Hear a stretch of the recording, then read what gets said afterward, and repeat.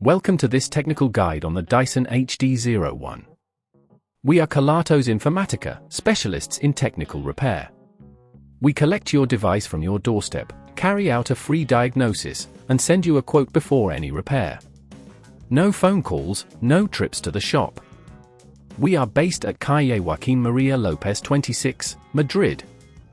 Convenient, transparent and professional. Link in the description. If your Dyson HD01 won't turn on, it can be quite frustrating, especially if you rely on it for daily cleaning.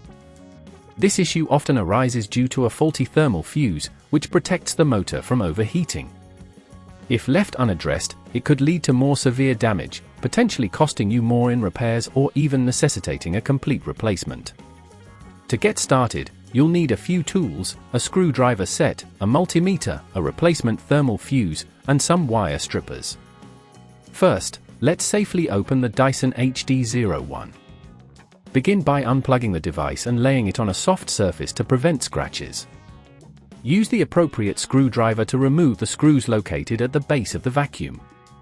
Be careful not to strip the screws as you take them out. Once the screws are removed, gently pry open the casing, taking care not to damage any clips that may be holding it together. Now, let's locate the faulty component. The thermal fuse is usually situated near the motor. Use your multimeter to test the fuse for continuity. If it shows no continuity, it needs to be replaced. To extract the faulty thermal fuse, carefully disconnect any wires attached to it. Remember to note where each wire connects, as you'll need to reconnect them later. Use your wire strippers to prepare the ends of the new thermal fuse, ensuring they are clean and ready for connection.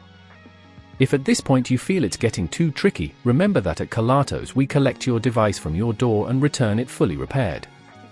Once you've replaced the thermal fuse, reconnect the wires, ensuring they are secure. Next, reassemble the casing of your Dyson HD01 by aligning it properly and replacing the screws.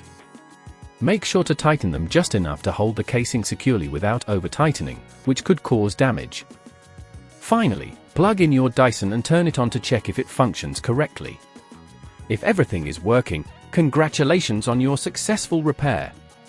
To prevent this issue from occurring again, ensure that you regularly clean the filters and check for blockages in the hose. This helps maintain airflow and prevents the motor from overheating, which can lead to thermal fuse failure. If you'd rather not risk damaging your device, at Kelatos we collect, repair and deliver back to your door anywhere in the UK. Link in the description.